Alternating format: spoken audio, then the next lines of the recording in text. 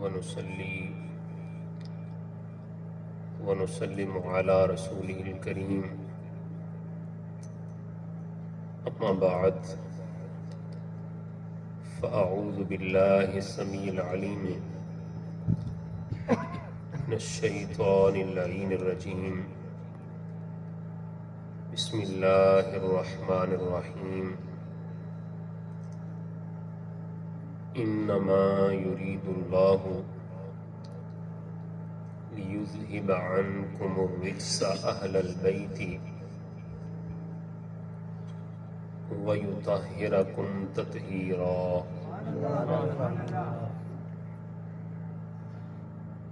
قال رسول الله صلى الله عليه وسلم: أحبوا أهل بيتي لحبي. الله الله في أصحابي، لا تتخذهم غرضا من بعدي، فمن أحبهم فبحبي أحبهم، ومن أبغضهم فببغضي أبغضهم. صدق الله مولانا العظيم وصدق رسوله النبي الكريم الأمين. إن الله وملائكته يصلون على النبي يا أيها الذين آمنوا صلوا عليه وسلموا تسليما.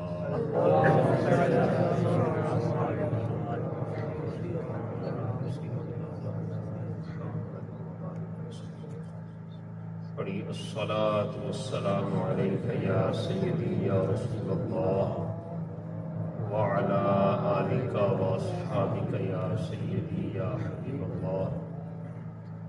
الصلاة والسلام عليك يا جد الحسن والحسين وعلى آلك وأصحابك يا مكين قلوب المؤمنين. قابل صد عزت و تکریم جمیع وارثان منبر و محراب، ارباب علم و دانش، بزرگان دین و ملت، اور ہمارے ہم سفر ساتھیوں، السلام علیکم ورحمۃ اللہ وبرکاتہ۔ آج کی یہ عظیم الشان بابرکت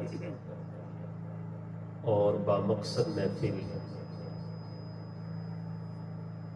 حضور علیہ الصلوۃ والسلام کی آل پاک اور سرکار کے صحابہ کرام کی بارگاہوں میں عقیدتوں اور محبتوں کے پھول نشاور کرنے کے لیے سجائی گئی ہے۔ دعا ہے کہ اللہ تعالیٰ اس محفل کو اپنی بارگاہ میں اور اپنے محبوب کی بارگاہ میں قبول و منظور فرمائے۔ میں نہایت مشکور و ممنون ہوں مخلصی فی اللہ محترم حاجی طارق صاحب کا اور ان کے جملہ رفقاء و معاونین کا، جنہوں نے بامقصد محفل سجا کر آپ کو بھی اور مجھے بھی اس محفل میں آنے کے لیے دعوت پیش کی۔ اللہ انہیں اور ان کے جملہ رفقاء و معاونین کو شہدائے کربلا کے فیضان کا فیض نصیب فرمائے۔ اس مسجد کی خطیب حضرت مولانا قاری بدیع الزمان صاحب آپ بھی تشریف فرما ہے۔ دیگر حفاظ وارثان منبر و محراب محفل میں برکت کے لیے تشریف فرما ہے، دعا ہے کہ اللہ تعالیٰ مجھے حق اور سچ کہنے کی توفیق عطا فرمائے۔ حاجی صاحب نے جس عنوان پر گفتگو کرنے کے لیے حکم فرمایا ہے وہ ہے شان صحابہ اور شان اہل بیت۔ یاد رکھیے اس کائنات میں اس عنوان پر محفل وہی سجا سکتا ہے جو سچا سچا سنی ہوتا ہے۔ کوئی خارجی ناسبی، کوئی رافضی تفضیلی اس عنوان پر محفل کو نہیں سجا سکتا، اس لیے کہ جو ہیں خارجی اور ناسبی یہ تو یزید کی حمایتی ہیں، ان کا ذکر حسین سے کوئی تعلق ہی نہیں، اور جو ہیں تفضیلی یا رافضی وہ عظمت صحابہ کے منکر ہیں۔ تو اس لیے امام حسین کی عظمت کو بھی تسلیم کرنا اور ان کی شانوں کو بیان کرنا اللہ نے سنیوں کے مقدر میں رکھا ہے، اور نبی کے صحابہ کی شان کو بیان کرنا بھی رب نے سنیوں کے مقدر میں رکھا ہے۔ تو اس عنوان پہ گفتگو وہی کر سکتا ہے جس نے اس دور میں امام احمد رضا کے دامن کو تھاما ہوا ہے۔ اللہ، میں اس پر آپ تمام حضرات کو مبارکباد پیش کرتا ہوں کہ ہم ایسے نہیں ہیں کہ ایک ہاتھ سے اہل بیت کا دامن تھامے اور دوسرے ہاتھ کو خالی چھوڑ دیں۔ الحمدللہ ہمارا کوئی ہاتھ خالی نہیں ہے، ایک ہاتھ میں مصطفیٰ کی اولاد کا دامن ہے اور دوسرے ہاتھ میں مصطفیٰ کے صحابہ کا دامن ہے۔ اللہ نے ہمیں خالی نہیں چھوڑا، اللہ نے ہمیں نبی کی تمام نسبتوں کا دل و جان سے احترام کرنے کی توفیق عطا فرمائی ہے۔ قرآن مجید کی جو مبارک آیت کا حصہ میں نے آپ کے سامنے پڑھنے کا شرف حاصل کیا، اس کا سادہ سا مفہوم یہ ہے کہ اللہ فرماتا ہے کہ ہم نے نبی کے اہل بیت سے، نبی کے گھر والوں سے تمام قسم کی ناپاکی اور گندگی کو دور کر دیا، وَيُطَهِّرَكُمْ تَطْهِيرًا، اور اللہ فرماتے ہیں ہم نے اپنے نبی کے اہل بیت کو ایسے پاک کیا ہے، ایسے صاف کیا ہے جیسے پاک اور صاف کرنے کا حق ہوتا ہے۔ اللہ، اب یہاں سے اہل بیت سے مراد کون ہے؟ اہل البیت ویطہرکم تطہیرا، اہل بیت سے مراد کون ہے؟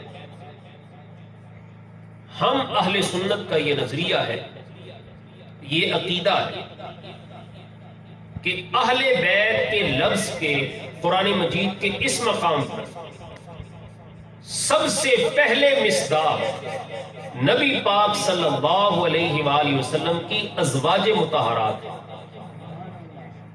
حضور کی بیویاں۔ کیوں؟ کہ جو میں نے تلاوت کی آیت انما یرید اللہ، یہاں سے آیت شروع نہیں ہوتی، آیت شروع ہوتی ہے وَقَرْنَ فِي بُيُوتِكُنَّ سے، اور سورہ احزاب کا یہ رکوع جہاں سے شروع ہوتا ہے آپ وہاں سے پڑھنا شروع کریں اور رکوع کے اختتام تک پڑھیں۔ اللہ نے تمام تر خطابات نبی پاک کی ازواج سے فرمائے، نبی پاک کی بیویوں سے فرمایا وَقَرْنَ فِي بُيُوتِكُنَّ، اے نبی کی بیویوں اپنے گھروں میں ٹھہری رہو، وَلَا تَبَرَّجْنَ تَبَرُّجَ الْجَاهِلِيَّةِ الْأُولَى، اور پہلی جاہل عورتوں کی طرح بناؤ سنگار کر کے لوگوں کے سامنے نہ آؤ۔ وَأَقِمْنَ الصَّلَاةَ وَآتِينَ الزَّكَاةَ وَأَطِعْنَ اللَّهَ وَرَسُولَهُ، اے نبی کی بیویوں نماز قائم کرو، زکوٰۃ دو، اللہ اور اس کے رسول کی اطاعت کرو۔ یہ تمام تر خطابات اللہ نے نبی پاک کی بیویوں سے فرمایا، اور پھر ساتھ ہی فرمایا انما یرید اللہ لیذھب عنکم الرجس اہل البیت ویطہرکم تطہیرا، اے نبی کی بیویوں یہ سارے کے سارے حکم میں نے تمہیں اس لیے دیے ہیں کہ تم ان پہ عمل کرو گی، رب ہر قسم کی گندگی سے تمہیں پاک اور صاف فرما دے۔ تو اس آیت میں اہل بیت سے سب سے پہلے مراد کون ہے؟ نبی پاک کی بیویاں۔ برکت کے لیے آپ بھی بولیے کون مراد ہے؟ نبی پاک کی مبارک بیویاں۔ پھر اہل بیت سے مراد پیارے آقا صلی اللہ علیہ وآلہ وسلم کی اولاد بھی، حضور علیہ الصلوۃ والسلام کی اولاد بھی اہل بیت سے مراد۔ اور حضور علیہ الصلوۃ والسلام نے مولا کائنات مولا علی رضی اللہ تعالی عنہ، سیدہ فاطمہ الزہرا رضی اللہ تعالی عنہ اور حسنین کریمین رضی اللہ تعالی عنہما، اور اپنے اوپر یعنی ان پانچ کی پانچ ہستیوں پر نبی پاک صلی اللہ علیہ وآلہ وسلم نے اپنی مبارک چادر کو ڈالا، یعنی مبارک چادر کے نیچے پنجتن پاک کو رکھا، اور پھر فرمایا اللہم ہؤلاء اہل بیتی، اے اللہ یہ سارے کے سارے بھی میرے اہل بیت ہیں۔ تو پتہ چلا مولا علی بھی، سیدہ فاطمہ بھی، امام حسن اور امام حسین بھی نبی کے اہل بیت میں شامل ہیں، نبی پاک کے اہل بیت میں شامل۔ تو اللہ نے فرمایا ہم نے اہل بیت کو پاک کر دیا۔ تو اس سے یہ پتا چلا کہ نبی پاک صلی اللہ علیہ وآلہ وسلم کی تمام بیویاں بھی پاک ہیں، اور نبی پاک صلی اللہ علیہ وآلہ وسلم کی تمام اولاد، حسنین کریمین، سیدہ فاطمہ الزہرا، مولا کائنات مولا علی رضی اللہ تعالی عنہ، یہ تمام کی تمام ہستیاں ہر قسم کی ناپاکی سے دور ہیں، کہ ان کی پاکی کا وعدہ اللہ نے قرآن مجید میں فرمایا۔ اللہ اگرچہ حضور علیہ الصلوۃ والسلام کے اہل بیت کے تمام افراد بڑی عظمتوں فضیلتوں کے حامل ہیں، لیکن انفرادی شان ہے کربلا کے شہید امام حسین، انفرادی شان ہے امام علی مقام امام حسین۔ دیکھیے نا امام حسین کی عظمت کیسی ہے کہ امام حسین کے نانا سارے نبیوں کے سردار، امام حسین کے بابا مولا علی سارے ولیوں کے سردار، امام حسین کی والدہ سیدہ فاطمہ جنت کی تمام عورتوں کی سردار، اور خود حسین جنت کے سارے جوانوں کے سردار ہیں۔ امام حسین کی شان ہی الگ ہے۔ اور پھر امام علی مقام امام حسین رضی اللہ تعالی عنہ، آپ تو وہ ہستی ہیں جن کی پیدائش پر میرے مصطفیٰ نے دعا کیا عطا فرمایا، فرمایا اللہم آت الحسین صبرا و اجرا۔ ہمارے ہاں بچہ پیدا ہوتا ہے ہم دعا دیتے ہیں یا اللہ زندگی والا ہو، اللہ اسے صحت والا کرے، اللہ اسے والدین کی آنکھوں کی ٹھنڈک بنائے۔ لیکن جب حسین پیدا ہوئے، رب نے میرے آقا نے دعا کی، اے اللہ میرے حسین کو صبر بھی دینا اور صبر پہ اجر بھی عطا فرمانا، صبر والا بھی بنانا اور اجر والا بھی بنانا۔ کیوں؟ میرے مصطفیٰ نگاہ نبوت سے دیکھ رہے تھے کہ بڑے مشکل امتحان حسین پہ آنے والے۔ میرے آقا نے پہلے سے ہی دعا عطا فرما دی تاکہ جب بھی کوئی مشکل امتحان آئے، جب بھی حسین کسی آزمائش سے گزرنے والے ہوں، تو دعائے مصطفیٰ حسین کے ساتھ کھڑی ہو، دعائے مصطفیٰ حسین کے ساتھ۔ اور پھر اللہ اکبر، امام علی مقام کیسی کیسی مشکلات سے گزرے، کیسے کیسے امتحانات سے گزرے، اور امام علی مقام نے اسلام کی سربلندی کے لیے اپنا گھر بار سب کچھ، حتیٰ کہ اپنا خون بھی اسلام کی سربلندی کے لیے پیش فرما دیا۔ اور بلکہ میں یہ کہتا ہوں کہ آج اگر ہماری مسجدوں میں اور ہمارے گھروں سے قرآن کی تلاوت کی آواز آ رہی ہے تو یقین جانیے یہ قرآن کی تلاوت صدقہ ہے اس تلاوت کا جو حسین کے سر نے نیزے کی نوک پہ تلاوت فرمائی تھی۔ آج اگر ہماری مسجدوں کے میناروں سے اذانوں کی آوازیں بلند ہو رہی ہیں تو یہ آذان صدقہ ہے اس آذان کا جو کربلا کے ٹیلے پہ کھڑے ہو کے حسین کے شہزادے علی اکبر نے دی تھی۔ اور آج اگر ہماری مسجدوں میں سجدے ہو رہے ہیں تو یہ سجدے صدقہ ہے اس سجدے کا جو 22,000 ننگی تلواروں کے سائے میں امام علی مقام امام حسین نے فرمایا تھا۔ اور وہ سجدہ اتنا آسان سجدہ نہیں تھا، 70 سے زیادہ زخم امام حسین کے جسم پہ لگے ہوئے تھے، کئی تلوار، نیزے، تیر امام علی مقام کے جسم میں پیوست تھے۔ اور جب امام علی مقام اپنی سواری سے نیچے اترے، نیچے جلوہ گر ہوئے، تو وہ تمام کے تمام تلوار، نیزے اور تیر امام علی مقام کے جسم میں مزید زیادہ پیوست ہو۔ اور ایک بدبخت آگے بڑھا آپ کے سر ناز کو جسم سے کاٹنے کے لیے، آپ کا سر مبارک کاٹنے کے لیے، تو امام علی مقام نے اس سے فرمایا کہ رک جا۔ اس نے سمجھا کہ شاید امام علی مقام امام حسین موت سے ڈر گئے، اس لیے کہہ رہے ہیں رک جا۔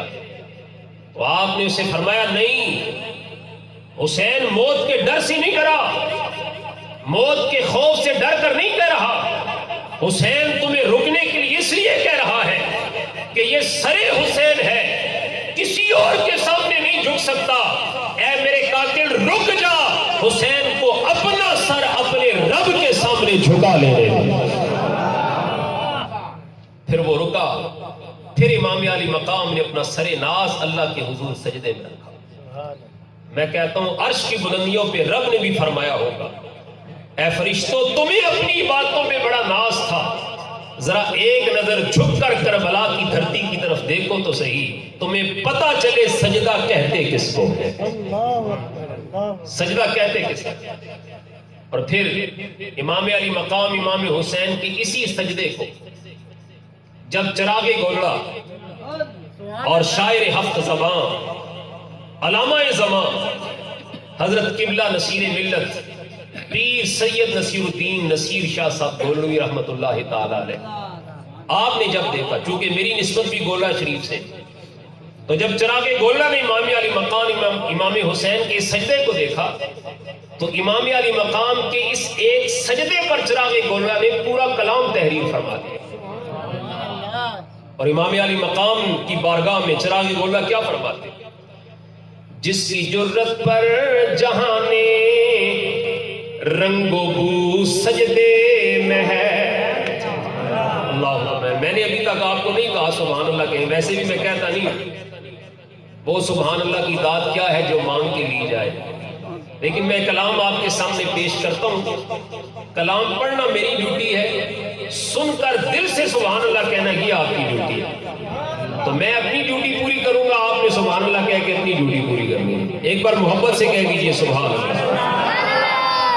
جو بھی تک بھی خاموش ہے نا، اتنی بلند آواز سے کہیے وہ بھی کہہ دے سبحان اللہ۔ جس کی جرت پر جہاں نے رنگ و بو سجدے میں ہے، آج وہ رمضان شلائے سر ہو سجدے میں ہے، اور اللہ اللہ تیرا سجدہ اے شبیہ مصطفیٰ، اللہ اللہ تیرا سجدہ اے شبیہ مصطفیٰ، جیسے خود ذات پیمبر ہو بہو سجدے میں ہے، جیسے خود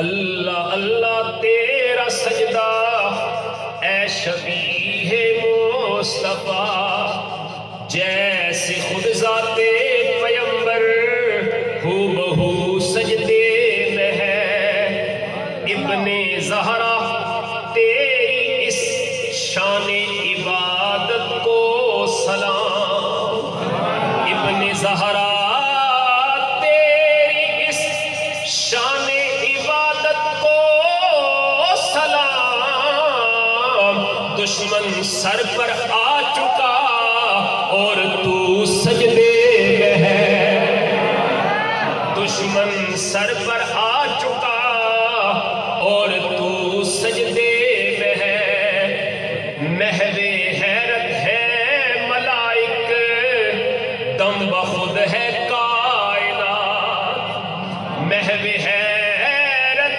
ہے ملائک دم بخود ہے کائنات، آج مقتل میں علی کا مہرو سجدے میں ہے، آج مقتل میں علی کا مہرو سجدے میں ہے، کیسا عابد ہے کہ مقتل کے مصلی پر کھڑا، کیا نمازی ہے کہ بے خوف عدو سجدے میں ہے، اے حسین ابن علی تجھ کو مبارک یہ عروج، آج تو اپنے خدا کے روبرو سجدے میں ہے، آج تو اپنے خدا کے روبرو سجدے میں ہے، یہ شرف کس کو ملا تیرے علاوہ بات قتل۔ چراغ گولڑا نے اس شعر میں اپنی شاعری کو خوب سمایا ہے، اس شعر کو آپ نے توجہ سے سننا ہے، سمجھنا ہے، سمجھ آئے تو پھر کہنا ہے سبحان اللہ۔ ایک لفظ ہوتا ہے لہو، لہو کا مطلب ہوتا ہے خون، لہو کس کو کہتے ہیں؟ خون۔ یہ شعر سن کر محبت سے سبحان اللہ کہنا تاکہ مجھے پتا چلے آپ کو شعر سمجھ آئے۔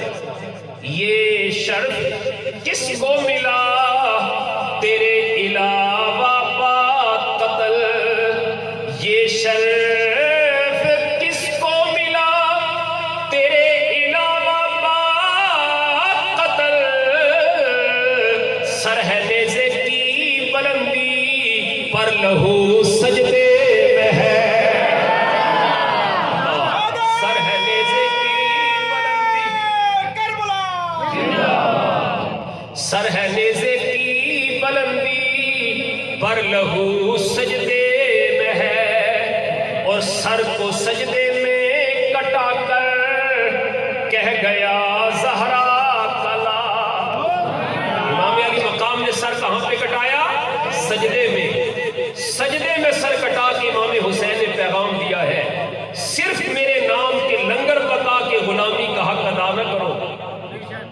صرف 10 دن محرم کے 10 دن محفل سجا کے یہ نہ سمجھو کہ تم نے حسینی ہونے کا حق ادا کر دیا ہے. نہیں، حسینی وہ ہے جو 5 وقت نماز پڑھنے کے لیے مسجد بھی آتا ہے. سر کو سجدے میں کٹا کر کہہ گیا زہرا کا لال، کچھ اگر ہے تو بشر کی آبرو سجدے میں ہے، اور کون جانے کون سمجھے کون سمجھائے نصیب.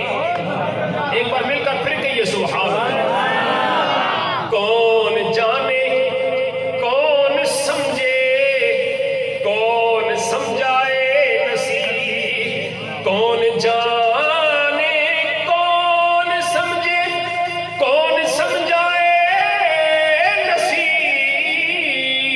عابد و معبود کی جو گفتگو سجدے میں ہے، عابد و معبود کی جو گفتگو سجدے میں ہے. اللہ، تو آج ہم تک سجدے پہنچے ہیں، اور ہمیں جو سجدے کرنا نصیب ہو رہا ہے، یقین مانیے وہ امام علی مقام کے اس سجدے کا صدقہ ہے جو 22,000 ننگی تلواروں کے سائے میں امام علی مقام نے فرمایا تھا. اللہ. اور حضور علیہ الصلوۃ والسلام کی تمام نسبتوں کا احترام کرنا ہر اہل ایمان کے لیے ضروری ہے. جیسا کہ میں نے پہلے عرض کیا، عظمت اہل بیت ہو یا عظمت صحابہ ہو، عظمت صحابہ بیان کرنی ہو یا سننی ہو، عظمت اہل بیت بیان کرنی ہو سننی ہو، اس عنوان پر صرف اور صرف سنی ہی بیان کر سکتا ہے. کیوں؟ اس لیے کہ ہم اہل سنت کا عقیدہ یہ ہے کہ ہم نبی کی تمام نسبتوں کا احترام کرتے ہیں. میں عقیدہ اہل سنت سادہ الفاظ میں آپ کے سامنے بیان کرنا چاہتا ہوں. عقیدہ اہل سنت کیا ہے؟ سنیے، نبی پاک سے محبت ہمارا ایمان ہے، نبی پاک سے محبت ہمارا ایمان ہے، صحابہ سے محبت ہماری جان ہے، اہل بیت سے محبت ہماری شان ہے، اور اولیاء سے محبت کرنا ہماری پہچان ہے. اور جو ان سب سے محبت کرے وہ ہمارا ایمان ہے، وہ ہمارا ایمان ہے. تو ہم اہل سنت نبی پاک کی تمام نسبتوں کا احترام کرتے ہیں. اور دوسری بات یہ سمجھ لیجئے کہ صحابہ کرام کی شان کیا ہے، یہ سمجھنی ہو تو نبی پاک کے اہل بیت سے پوچھو، شاید کہ تو اتر جائے تیرے دل میں میری بات. شان صحابہ کیا ہے، اگر یہ سمجھنی ہو تو نبی کے اہل بیت سے پوچھو، اور نبی کے اہل بیت کی عظمت کیا ہے سمجھنی ہے تو نبی کے صحابہ سے پوچھو. حضور علیہ الصلوۃ والسلام کی حدیث پاک ہے، حضور نے ارشاد فرمایا، الا ومن مات علی حب آل محمد بشرہ ملک الموت بالجنہ ثم منکر و نکیر. آقا نے ارشاد فرمایا، جس کی موت اس حالت میں آتی ہے کہ اس کے دل میں محبت اہل بیت کا چراغ روشن ہوتا ہے، جسے اس حالت میں موت آتی ہے کہ اس کے دل میں آل محمد کی محبت ہوتی ہے، آقا ارشاد فرماتے ہیں جب اسرائیل اس کی روح قبض کرنے کے لیے آتے ہیں تو اسرائیل علیہ السلام اس کی روح بعد میں قبض کرتے ہیں، اسے جنت کی بشارت پہلے عطا فرما دیتے ہیں. جنت کی بشارت پہلے عطا فرما کس کو؟ جس کی موت آل محمد کی محبت میں آتی. ایمان سے بتائیے، نبی پاک کا یہ فرمان کیا صحابہ کرام نے نہیں سنا کہ جس کی موت آل محمد کی محبت میں آئے ملک الموت اسے روح قبض کرنے سے پہلے جنت کی بشارت عطا فرماتا؟ کیا نبی پاک کا یہ فرمان صحابہ کرام نے نہیں سنا تھا؟ سنا تھا. اسی لیے پھر صحابہ کرام نے نبی پاک کے اہل بیت سے ایسی محبت کی جیسی کائنات میں کوئی شخص تصور بھی نہیں کر سکتا. اور کیسی محبت کی